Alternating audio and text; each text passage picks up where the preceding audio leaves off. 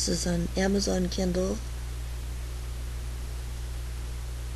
and this is as a book cover of Myrtle's Ultimate Mystery.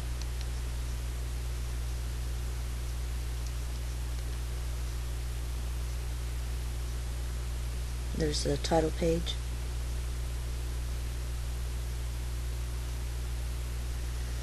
I'm going to read this first chapter of this book, and then one video at a time decide if I'm going to read the whole book on video or what path to take with this. We'll start here and see what happens. So I pushed on the link to go to story beginning, and you'll see that at the very beginning of the content there's a picture here of the kitchen. That's Myrtle's kitchen. That's where the story begins, except that she's in the attic above the kitchen. Chapter 1. Where to begin? It wasn't a dark and stormy night or anything like that. It was a still, pleasant, sunny afternoon. No one was stumbling, lonely, and desperate on a shell-scattered, sandy beach, either. Literarily artistic settings do claim me now and then, but this story started in my attic in Rockville, Colorado. Mountains, no beach. Sorry. Staring out over a filmy 2x5 window, swiveling in a yellow ripped vinyl chair in front of a formica-topped makeshift desk, I was in a sense stuck.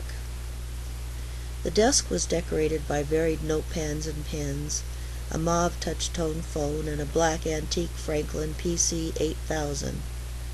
My office will have more class than vinyl and formica and more headroom when I'm rich.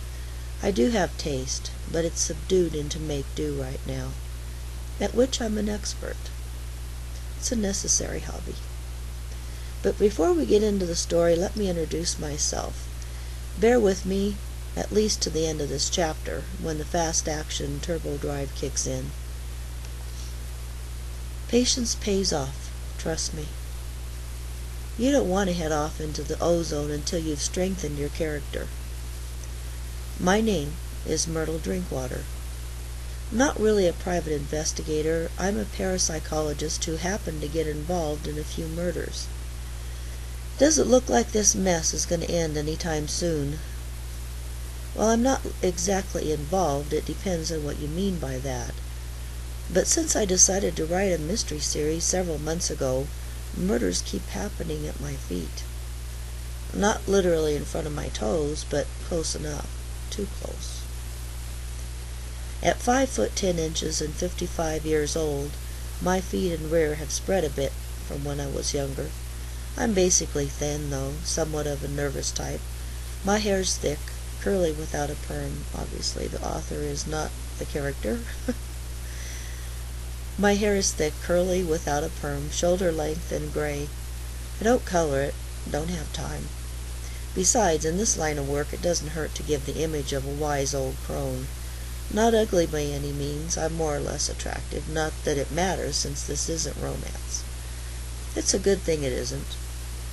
A name like Myrtle Gale Drinkwater wouldn't cut it. Myrtle relates better to murder than sex. Not that I'm hopelessly indifferent. I like men. Not enough to marry one yet. No one's wanted to marry me either. So we're even, me and the males of the species. But romance has blossomed a few times in my history, when exhaustion or preoccupation wasn't precluding it, which hasn't been often. How many people will truthfully say they're too busy for sex? Probably shouldn't admit it, but I'm compulsively honest, as well as being picky about who gets close to me. Really didn't intend to get this close to my stories. That is, didn't intend my stories to be true. Maybe based on truth, but that's different. I don't like true crime. I like fiction. Murder's bad enough there. Actually, had a hard time even imagining my first murder plot. Didn't want to develop a character and then have him killed or sent to jail. I didn't want to kill anyone, or bring a killer to life, not even on computer disk.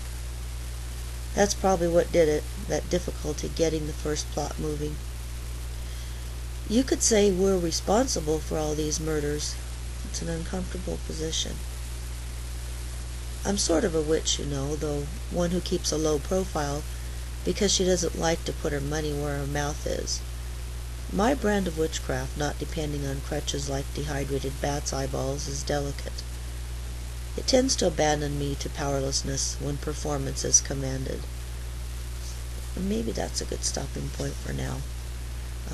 Although I see I still have 5 minutes to go, I could read a little bit more and pause. And I will tell you as I go along bits about how this story came about, how it got started, how it got paused for a long time, several years, picked up again and again. This story won't die. Powerlessness when performance is commanded. By saying I'm sort of a witch, I mean sometimes my mind goes over matter, but I don't practice any rites, except those made up by me and called techniques. They're not exactly magical. Lots of people use these techniques without realizing it. I say sometimes because you never know whether your mind is going over or under matter.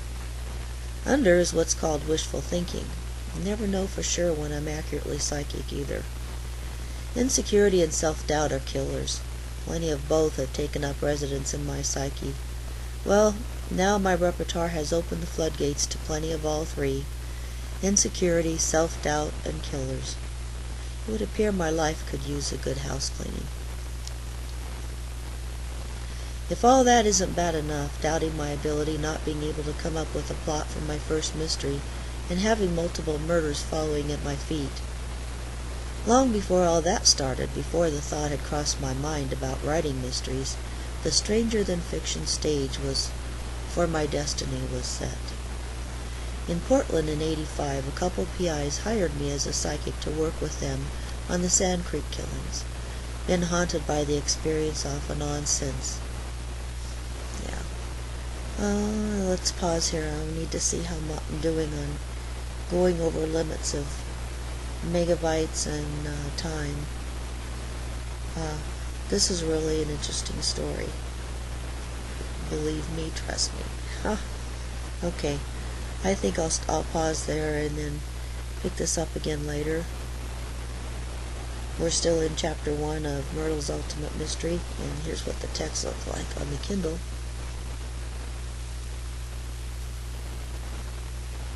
Okay, but you can make that bigger or smaller and a lot of other things on this reading device. So I'll see you next time. Pleasant dreams.